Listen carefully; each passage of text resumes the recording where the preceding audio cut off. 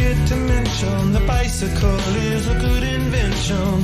Make it up, making you my business. A funny buttercup, gotta live a forgiveness. Hi, Hockey Mai, no, perfect song actually. You are with breakfast. It is 13 to 9. Most 15 and 16-year-old boys are fizzing to get behind the wheel of a car, but our next guest simply didn't have the same enthusiasm to drive.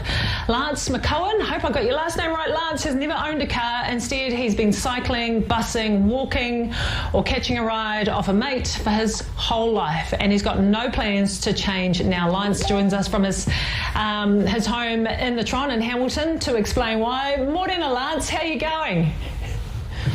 Morning. You were close with the name. It's McCorn, so you were closer than most people. Awesome, thank you so much. Sorry about that, Lance, but thank you. Hey, look, your father taught you to drive when you were 15 or 16, so what happened? Oh, a combination of not having a desperate dying need to learn to drive and have a licence, along with a lack of enthusiasm. I didn't have the drive behind me like a lot of kids did of must get a licence. It's the important thing at the time. I just carried on doing my thing. I was never encouraged in life to follow the herd, and I was taught to think for myself, so I didn't see a need for a licence for me personally, so I never got round to it. And you know, sometimes these things that you never get round to, the longer you leave them, the less likely you are to do them. Yep. That was pretty much the case. So years later, I get to 57 and go, holy crap, I still haven't got a licence.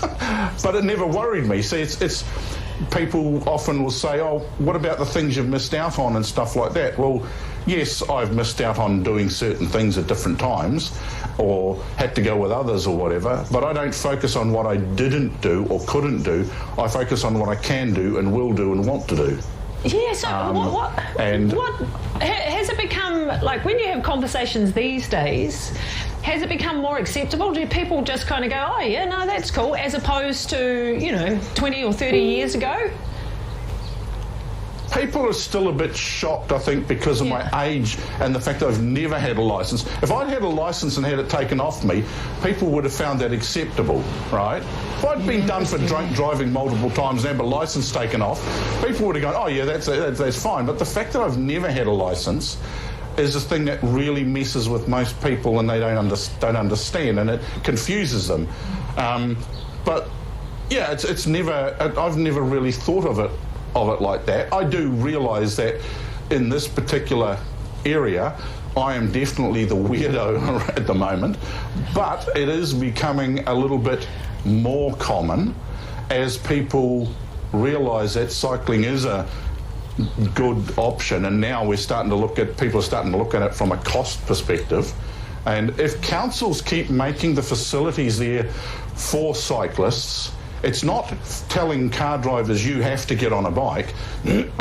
It's just saying to people who want to ride, oh, we've now made the terrain safe enough for you to do that and feel safe. People like me who've been riding all my life really aren't scared of anything on the road. You can rush past me on a truck and it doesn't faze me in the slightest, right? But I can understand you, for instance, would not want to ride down an expressway with trucks zipping past you. It would scare the crap out of you. Yeah, totally. And actually, that's one of the reasons why I actually won't get on a bike, because of that fear. You talked about people thinking you were a bit different, but you're right in terms of you're the one that's saving money. We're seeing our fuel prices go through the roof, but you're not having to deal with that as such. But how have you managed to get yourself around, Lance, over the last 40 or so years? On a bike. Brilliant.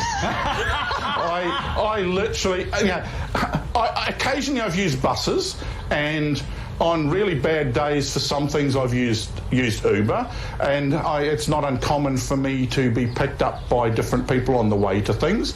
During election year is fun because I have our local MP here and various other candidates. Often if they know I'm going to the same event as them, they'll offer to pick me up on the way to the event. Number of times I've actually called our local MP and said, "Are you going to such and such and meet the candidates thing?" And he goes, "Yeah." And I said, "Can you pick me up on the way past?" And he goes, "Yeah, not a problem." You know, it's building. It's called building relationships and being in touch with at least some of your community. And when you think about it, if I'm a passenger in your car, you're no longer a single one person driving a vehicle to the same location as a bunch of other people that are driving by themselves. Yeah. So, most of the time I will try and get to places by bike. Yeah. So there's obviously an environmental component to this as well. I'm just wondering, because I know when I was a teenager thinking about driving, and I was actually petrified of thinking about getting behind the wheel and having control. Was there, I don't know, but was there any fear for you going back to when you were a teenager learning to drive? Was there any fear about driving, or it just was something that you weren't interested in? I don't recall any actual fear of learning to drive. As I was telling you, cameraman, before, I think early on there was a bit of concern because I was initially diagnosed as chronically dyslexic and would never learn to read or write, which mum fixed, but you know, but so initially reading wasn't when I was in my teens, wasn't the easiest thing for me to do. And looking back, I think doing the written part of the test may have had an influence, but I don't remember consciously being afraid of learning to drive. You know, we'd go to golf, Dad would give me the keys and say, "You can drive to golf," and I'd jump in and, you know, maybe fiddle around with the gears a bit and get that a little bit wrong, and then we get going. Once we got out on the road, because we had quite a drive to the golf course, I'd be fine, all right? But I don't honestly recall being afraid of learning to drive. It's just one of those things that never happened.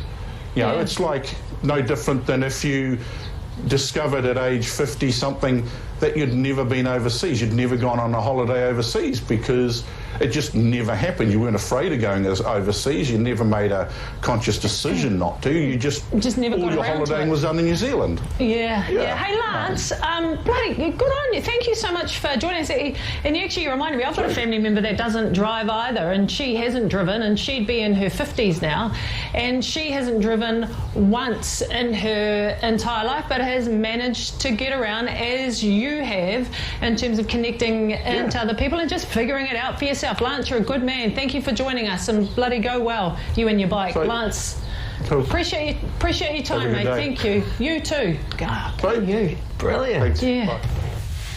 All right, Kate, just wanted to stay with us. We will be right back after the break.